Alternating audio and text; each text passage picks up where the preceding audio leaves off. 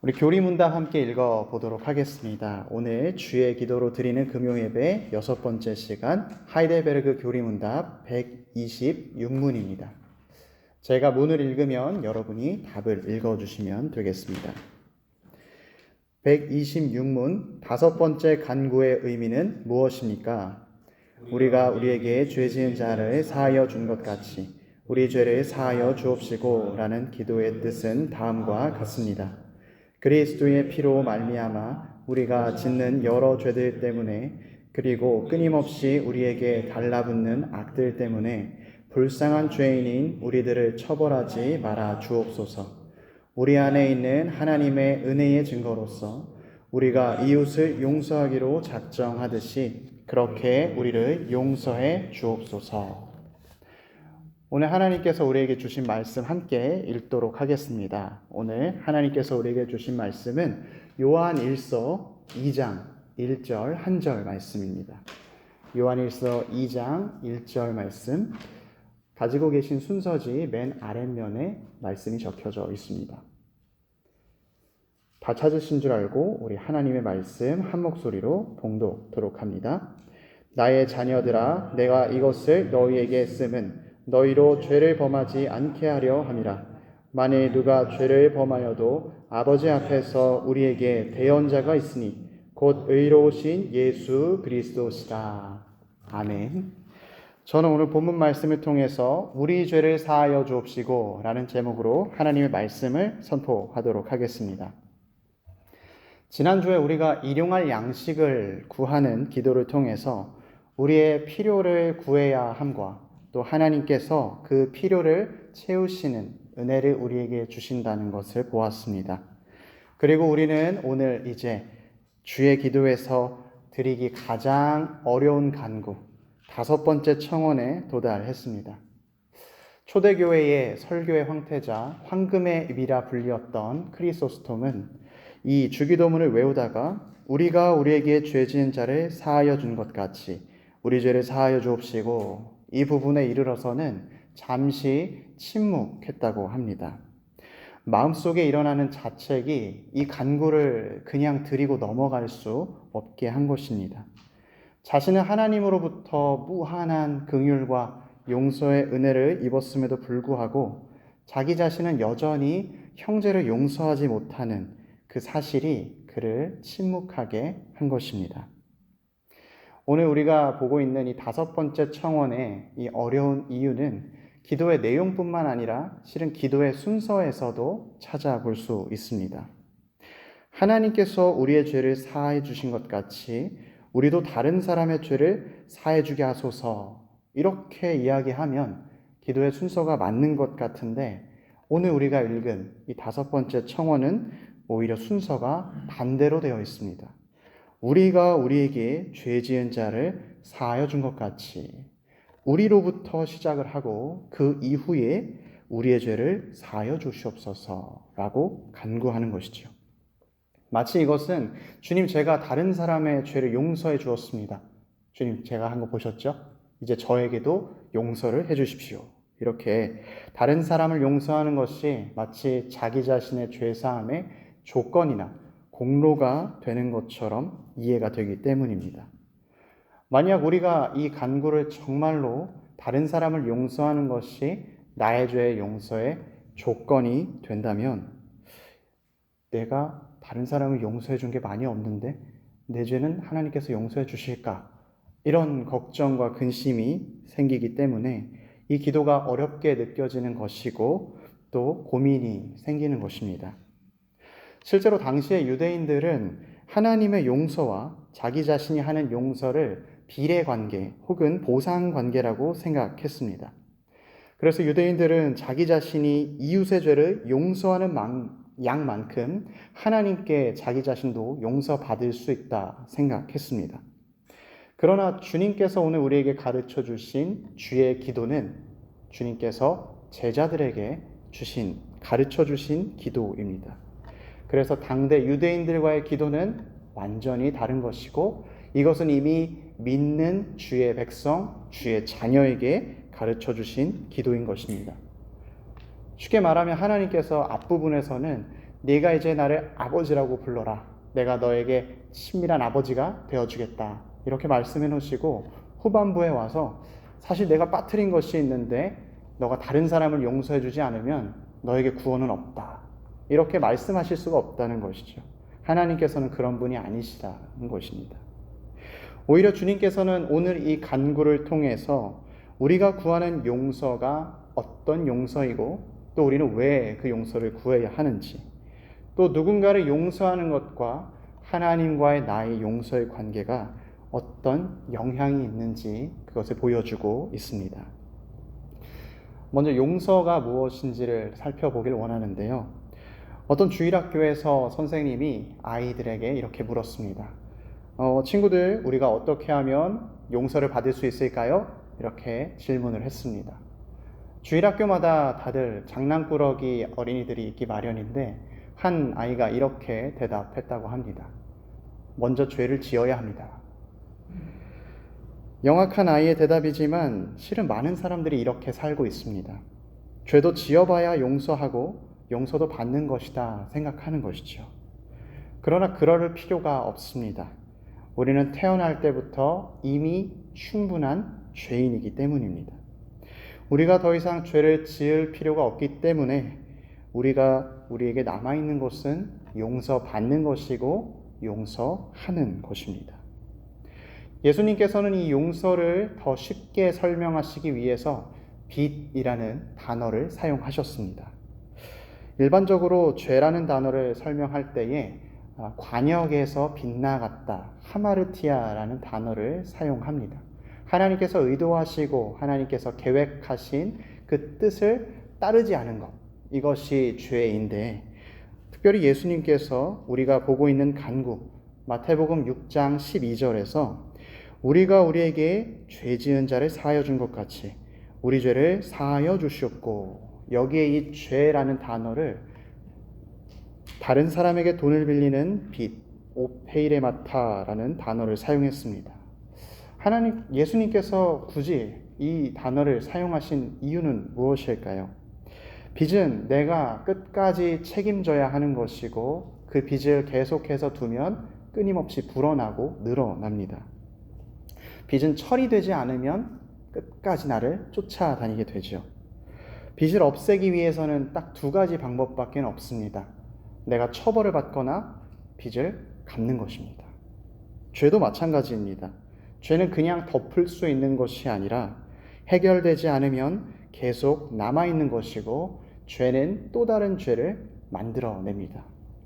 그래서 그 죄에는 반드시 대가가 따르게 되죠. 오늘 예수님께서는 우리에게 이 빚이라는 단어를 통해서 우리가 이 빚을 용서받기 위해서는 우리가 이 빚을 탕감받아야 하고 이 빚이 완전히 갚아야 한다. 바로 용서가 그런 것이다 가르쳐 주는 것이지요. 그래서 다섯 번째 청원은 우리가 주님께 용서를 구하는 청원입니다. 이 용서의 종류가 두 가지가 있는데 첫 번째 종류의 용서는 우리가 하나님의 자녀가 되는 용서입니다. 또 둘째 용서는 자녀가 된 자들이 하나님과 친밀한 관계를 누리기 위해서 드리는 용서입니다. 하나님의 자녀가 되는 용서는 내가 죄인임을 인정하고 또 예수 그리스도의 십자가와 부활을 믿음으로써 구원을 받는 것입니다. 이것은 오랜 시간에 걸쳐서 점진적으로 이루어지는 것이 아니라 단번에 그리고 영원히 이루어지는 용서입니다. 히브리서 기자는 이것을 그가 거룩하게 된 자들을 한 번의 제사로 영원히 온전하게 하셨느니라 이렇게 기록하고 있습니다. 즉 자녀가 되는 용서는 과거의 죄 그리고 현재의 죄, 우리가 앞으로 지을 미래의 죄, 모든 죄를 단번에 용서받은 것입니다. 이것을 죄인이 의롭다 칭함받고 또 하나님의 자녀가 되었다라고 말하는 것입니다.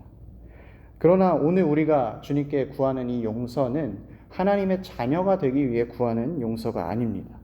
아까도 말씀드렸듯이 이미 이 주의 기도는 제자들에게 준 것이요 하나님의 자녀에게 준 것입니다. 따라서 오늘 우리가 구하는 이 용서는 바로 두 번째 종류의 용서, 자녀로서 자녀가 아버지와 친밀한 관계를 누리기 위해 받는 용서입니다.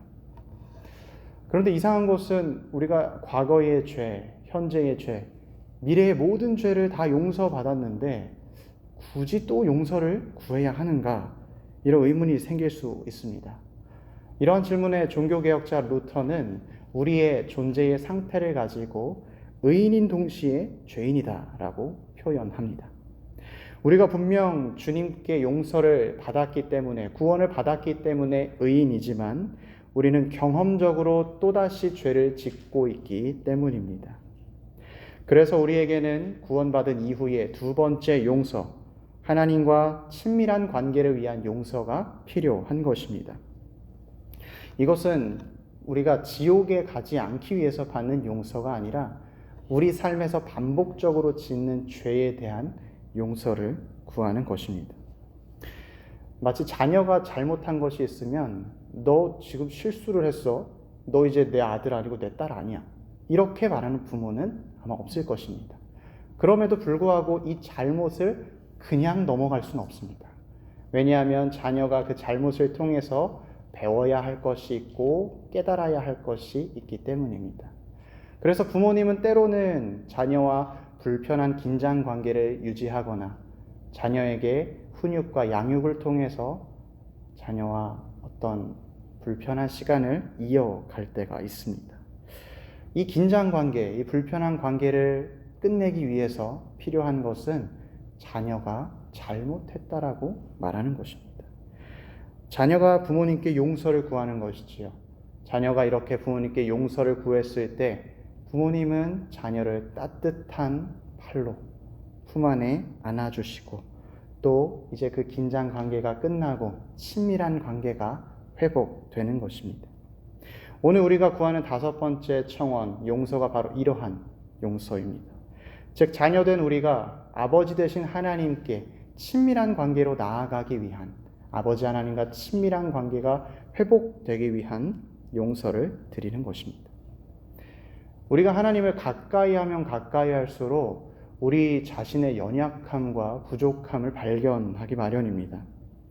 하나님과 친밀해지면 친밀해질수록 전에는 죄라고 느끼지 못했는데 또 마음엔 찔림이 없었는데 불편함이 없었는데 하나님을 알면 알수록 그것에 대한 불편함이 생기고 또 나의 부족함을 깨닫게 되는 것입니다.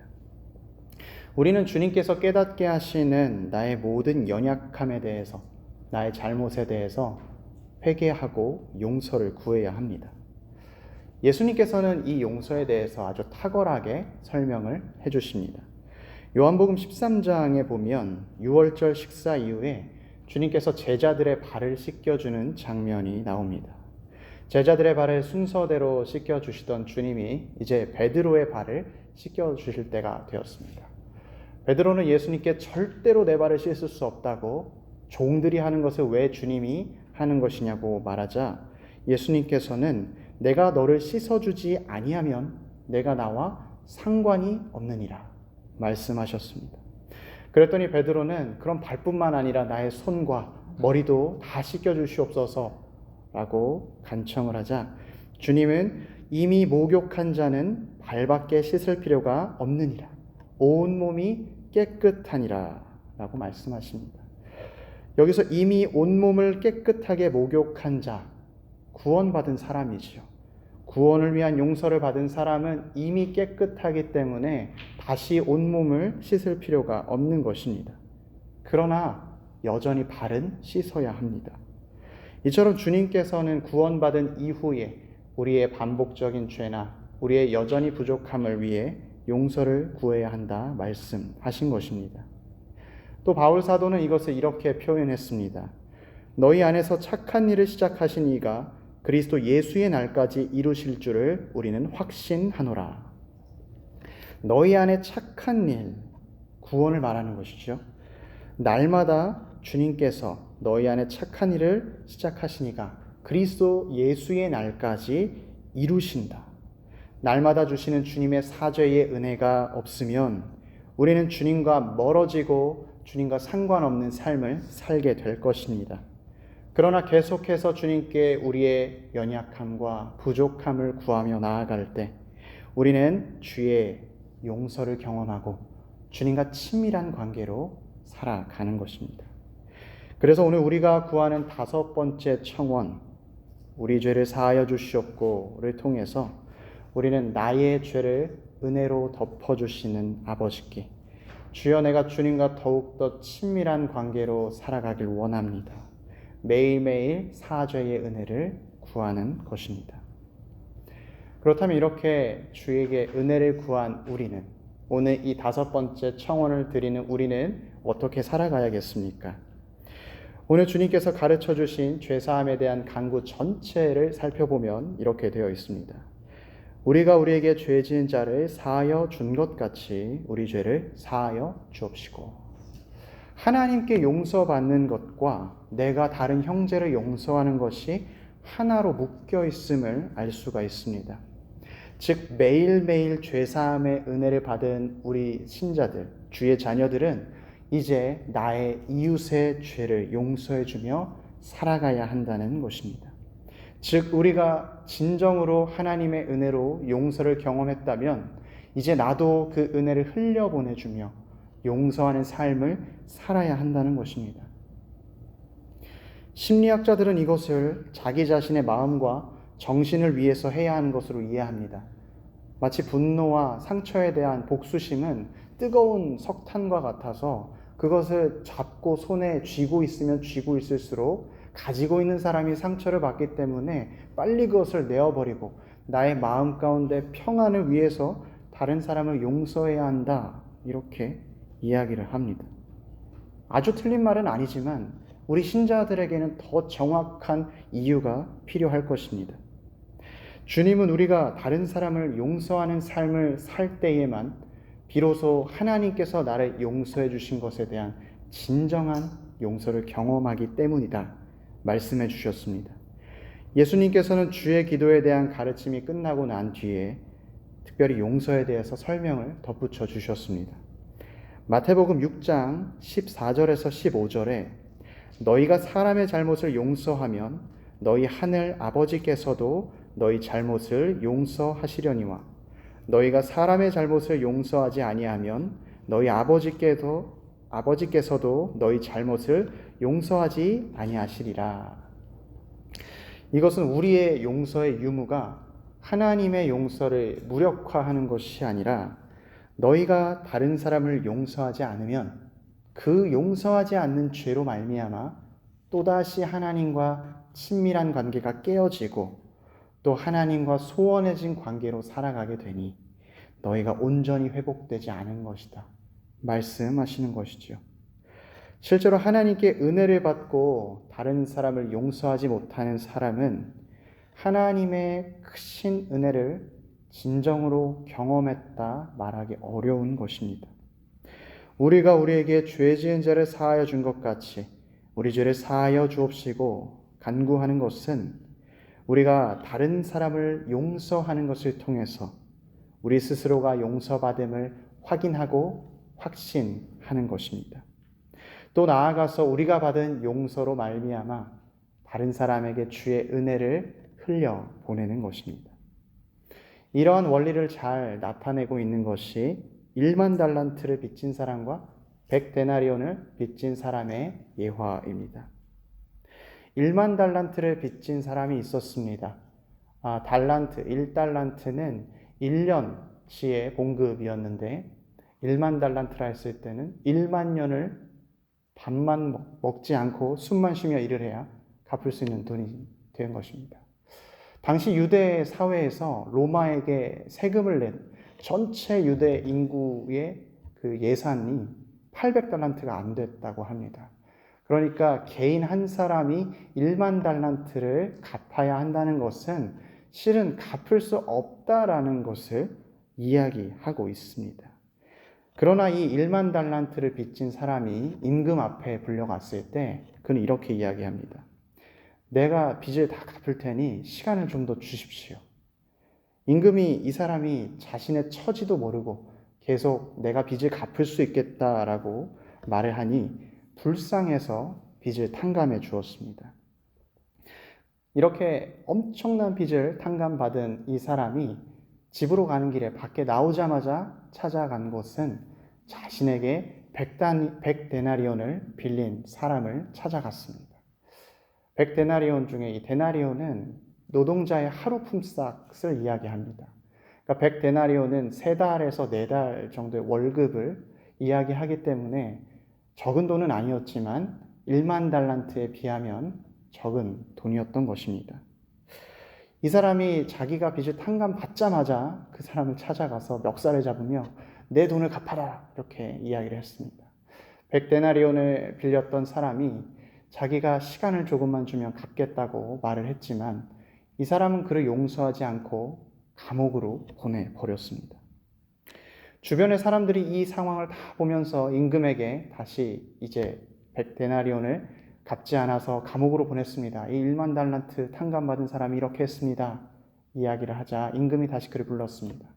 그리고 그 임금은 그에게 너는 네가 용서받은 것을 알지 못했고 그것으로 인해서 너도 감옥으로 가야 할 것이다. 이야기를 하는 것이죠. 우리는 하나님께 1만 달란트의 빚을 진 사람들입니다. 그리고 그 빚이 탕감되었습니다. 다른 형제가 나에게 아픔을 주고 또 나를 힘들게 하는 것은 성경의 비유에서처럼 100데나리온을 이야기하고 있습니다. 다른 형제가 나에게 지은 죄를 용서하지 못한다는 것은 내가 하나님께 받은 은혜가 얼마나 큰지 알지 못한다라는 것이죠. 물론 이 예화를 통해서 주님이 말씀하시고자 한 것은 용서가 이만큼 힘든 것이다. 한번 너희도 느껴봐라. 이런 의도는 아니셨습니다. 너희가 받은 용서가 얼마나 큰 은혜인지 그 은혜를 기억하라 말씀하시는 것입니다. 그리고 너희가 받은 그 은혜대로 너희도 행하라 권면하시는 것입니다. 용서는 용서받은 사람이 할 수 있습니다. 그리고 오늘 주님께서 우리에게 가르쳐 주시길 용서는 천국 백성의 삶, 하나님의 자녀의 삶의 모습입니다. 물론 우리가 용서를 생각하면 너무 어려워서 우리 삶에서 이게 가능할까 생각 들 때도 있습니다. 다른 사람이 나에게 한 것을 곱씹어 보면 너무 분하고 화가 나서 도저히 넘어가지질 않을 때가 있습니다. 또 내가 용서해야지 결단하고 있어도 나의 감정의 문제가 여전히 해결되지 않을 수도 있습니다. 가족들하고 아침에 싸워서 잔뜩 소리를 지르고 출근을 했다가 직장에서 그래 그래도 내가 용서해야지 생각을 하고 집으로 들어가 문을 여는 순간 또 똑같은 일이 반복되면서 또 감정이 더욱더 폭발하는 것이 우리의 모습 아닙니까? 또 아니면 도저히 용서할 수 없는 상처를 준 사람이 당신은 그리스도인인데 이 정도도 용서 못합니까? 이렇게 뻔뻔하게 용서를 구할 때면은 이게 뭔가 싶기도 합니다. 그래서 용서는 신학적으로 설명하기보다 우리의 삶에서 풀어내야 합니다. 이것이 우리가 우리에게 죄 지은 자를 사하여 준 것 같이 우리 죄를 사하여 주시옵고 간구를 드려야 하는 이유이기도 합니다. 진정한 용서는 나의 결단과 나의 노력과 나의 힘으로 하는 것이 아니라 내게 주신 주님의 은혜로 할 수 있기 때문입니다. 나의 마음 가운데 아픔과 슬픔과 분노가 자리 잡아 있을 때 주의 은혜가 흘러 들어와 그 아픔을 밀어내고 그 고통을 덮어내고 그 슬픔을 변화시키기 때문입니다. 용서가 시작되기 위해서는 내가 얼마나 큰 죄인이었는지를 생각하고 깨달아야 합니다. 또 내가 갚을 수 없는 은혜를 받았구나 인정해야 하는 것입니다. 사랑하는 피스메이커 교우 여러분, 우리는 오늘 주의 기도 5번째 청원을 통해서 한편으로는 내가 주님 만나는 하늘나라 갈 때까지 여전히 하나님의 은혜가 필요한 죄인임을 깨닫고 또 하나님과 친밀한 관계 속에 살아가기 위해서 매일 회개와 용서를 구해야 할 것입니다.